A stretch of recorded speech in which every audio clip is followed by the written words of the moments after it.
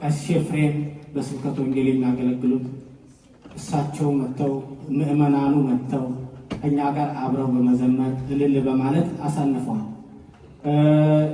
የደብረ መንክራት ቅዱስ ገብርኤል ቤተክርስቲያን ሊቀ ካህናት ነቃ ጥበብ ሌሎቹም መዘምራን በመምጣት ምእመናኑ ሁሉ አብረው ከኛ ጋር ሲያገለግሉ ነበር። ስላሴም ሊቀ ጉባኤ ሌሎቹም ምእመናኖች በመሰብሰብ ሲያገለግሉ ነበር። ደብረ ብርሃን ስላሴ በወስተን ተክልዬም እንደዚያው የተክለ ሃይማኖት ዘማሪያኑ ከሌሊት ጀምረው መሐሌት ከኛ ጋር ቆመው ነው ያደሩት። እግዚአብሔርን ሲያመሰግኑ እንደነገርኳችሁ ሊቀ ካህናት ብርሃኑ በሆነ በራሳቸው ችግር ያልተገኙት እንጂ ለመምጣት በጣም ጓጉተው ነበር፣ ፍላጎት ነበራቸው። እሳቸውም እንደዚያው አባ ጎስም እንደዚያው። ሌላው ከሁስተር ኪዳነ ምሕረት አገልጋዮቹን በማሰባሰብ እዚያ አካባቢ ያሉ ምእመናን በመቀስቀስ እንደዚሁ ተገኝተው፣ ቀሲስ መላኩ ደግሞ እንደምታውቁት ከነትኬት ምእመናኑን በማሰባሰብ ራሳቸውን ደግሞ መጥተው እግዚአብሔርን በማገልገል ታቦተ ሕጉን በማክበር ሲያገለግሉ ነበር።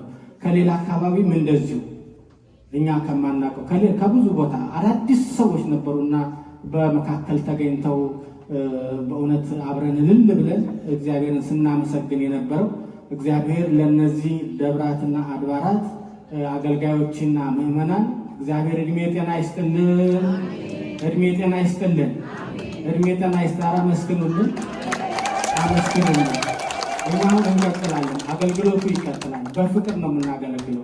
ይህ አገልግሎታችን እኛም ደግሞ ትናንትና የኤርትራ ቤተክርስቲያን ገብረ መንፈስ ቅዱስን ያከብሩ ነበር። እዚያም ተገኝቻለሁ።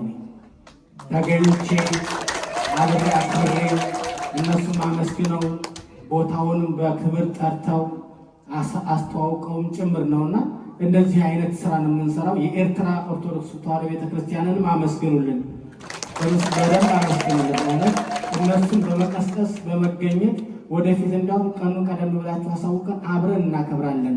እናታችን ናት ቅድስት አርሴማ እንወዳታለን ብለው እስከ ማለት ድረስ ደርሰዋል። ከእነሱም ጋር ትናንትና ረጅም ሰዓት ከምዕመናኑም ጋር ከካህናቱም ጋር ስንነጋገር ነበርና ይህን ያደረገ እግዚአብሔር የተመሰገነ ይሁን።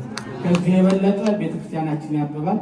ከጎናችን የነበሩትን ቀሲስ ኃይለ ገብርኤልም እንደዚሁ ሲሳተፉ ምዕመናኑን ሂዱ እዚህ አገልግሉ ዘምሩ እያሉ ቀሲስ ኃይለ ገብርኤል የገብርኤሉ ቤተክርስቲያን አገልጋይ ሲናገሩ ነበር። ሌላው ዲያቆናት የመካነ ሕይወት ቅዱስ ሚካኤል ቤተክርስቲያን አጠቃላይ ዲያቆናት በመምጣት ማህሌተ ጽጌ በመቆም ሲያገለግሉ ነበርና እግዚአብሔር ስሙ የተመሰገነ። ክብሩን መድኃኔዓለም ይውሰድ፣ ክብሩን መድኃኔዓለም ይውሰድ፣ ክብሩን መድኃኔዓለም ይውሰድ።